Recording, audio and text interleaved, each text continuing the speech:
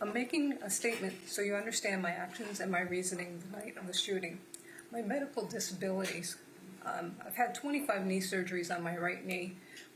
Ended up having multiple replacements and then a catastrophic failure due to an allergy. I went back to having another knee replacement, and I was burned during surgery. And so I had gotten very ill, and my knee literally goes backwards.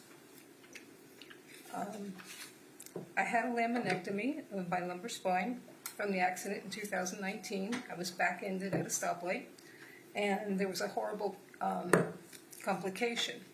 My dura from my spinal cord actually healed onto my actual spine. So when they went to do the correction, give it a little more space, the dura tore. I was leaking cerebral spinal fluid, and he had to do an actual spinal cord repair. They didn't know if I would walk again from that. I've also had left with nerve damage to my lower legs and feet, and have diminished feeling and numbness. And I've fallen twice because of this. And I fell the first time in 2019 and had sustained internal injuries. I had bruised my lung, and I had gotten a ganglion cyst on my right wrist. The second fall was November 2022. I fell because I walked into a bathroom, the light was supposed to come on, and it never came on, and there was a toilet paper roll with the actual cylinder inside. And so it rolled out from under my foot, and I fell backwards. And I had torn my rotator cuff and muscles in my left shoulder. The 2019 accident also impacted my cervical spine, and I lost feeling in my hands and had to have therapy. I had horrible migraines, terrible neck pain, and was going through all this. And so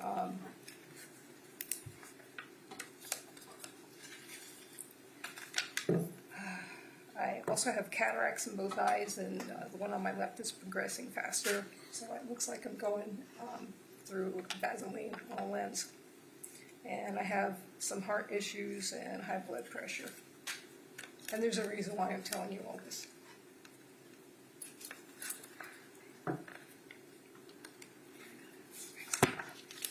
I have carpal tunnel in both hands and muscle loss and diminished gripping capabilities. The first time I encountered Miss Owens was February of 2022. I was about 7 weeks after the neck fusion, and she basically attacked me. And she threw the sign at me, and I thought, what is going on here? I didn't expect to be confronted like that. And I had a huge red scar on my neck at that point in time, and she's screaming at me, and she keeps coming closer and closer and closer. I'm backing up, and then she's trying to rip the cell phone out of my hands. Finally, I had to, say, you're trespassing, you really need to leave. And she picks up the sign, and she says, what, this fucking trespassing sign, and throws it at me. This is where she hit me. And I still have the red mark where she hit me.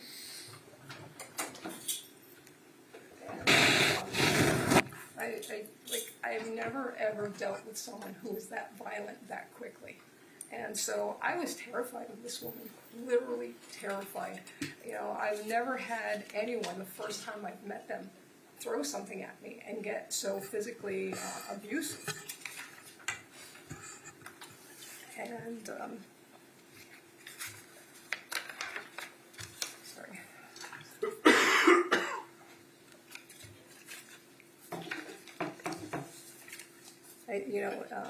People are saying I wasn't afraid. I wasn't afraid. I was horrified. And when she was banging on that door, it was just so loud in the house. I could not hear what she was screaming. And then I found out the children, who said they were right there, actually were around the corner of the apartment, over 100 feet away. How could they hear anything? So I don't understand. And the prosecutors knew the children lied. They found the children in the lies.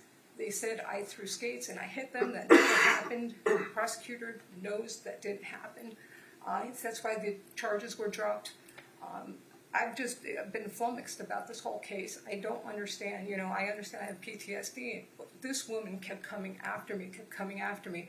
I had approached her because I was watering my plants, and she's going, "Oh, there's a crazy old white lady."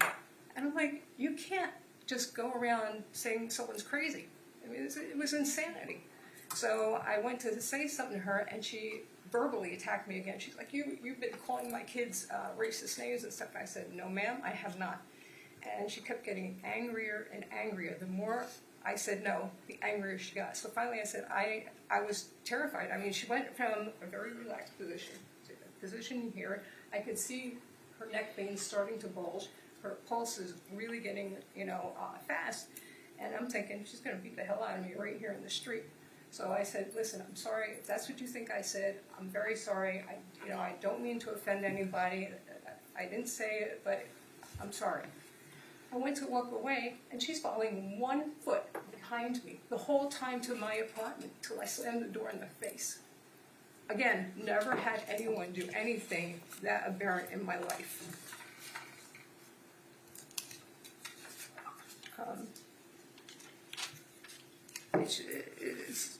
It's, like I said, it's been a nightmare.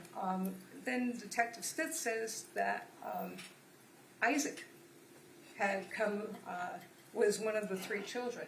I told him no. But he still put it in the report that this child was there. The child was never there.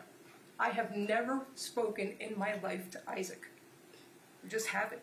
I knew him by his association with his mother. Never spoke to the other little girl, and never spoke to the little boy Titus. Israel, I did speak to. He has been unbelievably rude, and it was a few days before Christmas 2022, and he was trespassing, and I'm like, you need to leave, you're trespassing. And so he turns to me, he says, you're old, you're white, you're all alone, nobody cares about you, you're worthless. And I'm like, oh my God. I didn't expect this from a 9-year-old child. And so I finally said, you know what? We come into this world alone, we leave this world alone, get used to being alone. And he left. And next thing I know, she comes back, and she's screaming and banging on my door, banging on my door. I'm like, what in the world is going on? You can't talk to my child that way. I said, ma'am, you need to leave. And so she was banging and banging. She breaks the door frame. She broke it so much that she bent the actual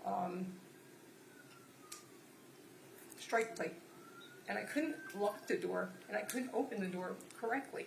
I was like, if she's going to do that to my door frame and break a metal piece, what is she going to do to me? I also have from that same fall when I was on the toilet paper, I have an aneurysm on my left kidney artery. I'm not supposed to be getting excited. I'm not supposed to have high blood pressure. This woman is terrorizing me. I mean, she is absolutely terrorizing me. If she hits me, she will kill me. Literally, she will kill me. I will bleed out internally. I will exsanguinate.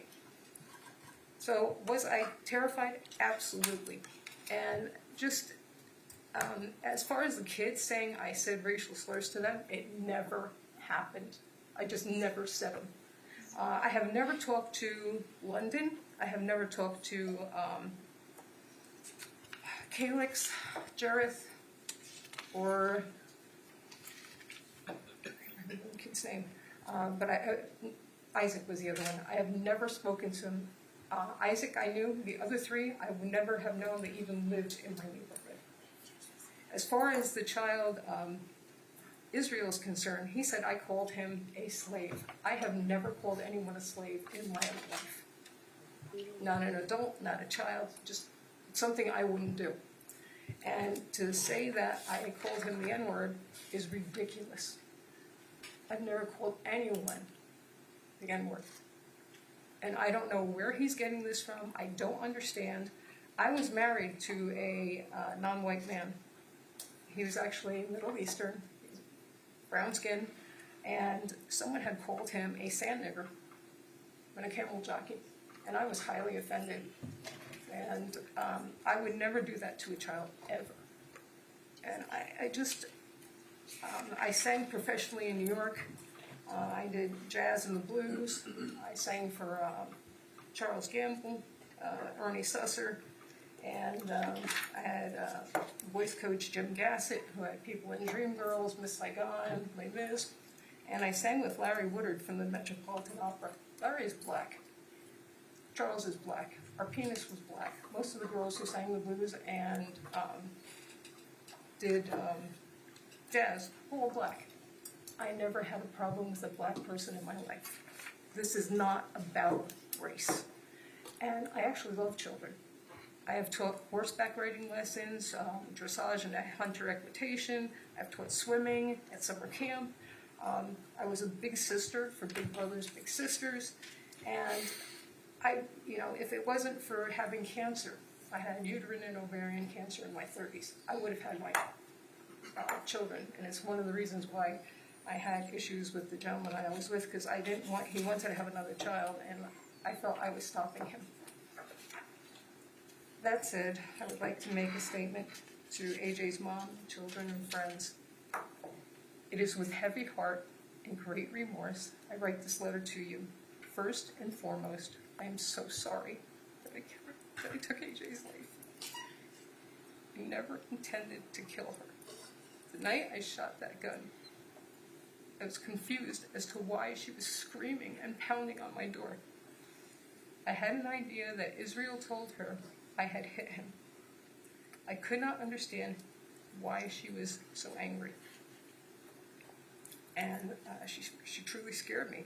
Now that I know he told her I hit him, I am just profoundly sad.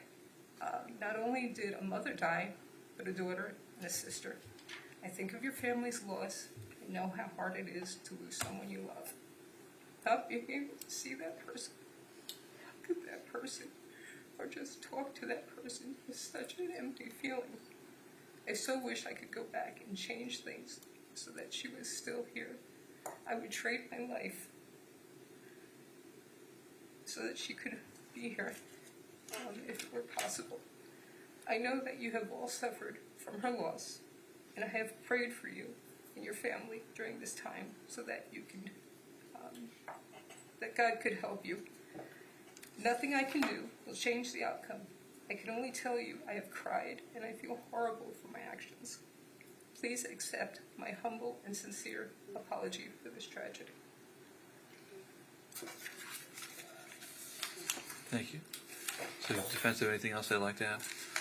Not for witnesses, Judge, no. Okay.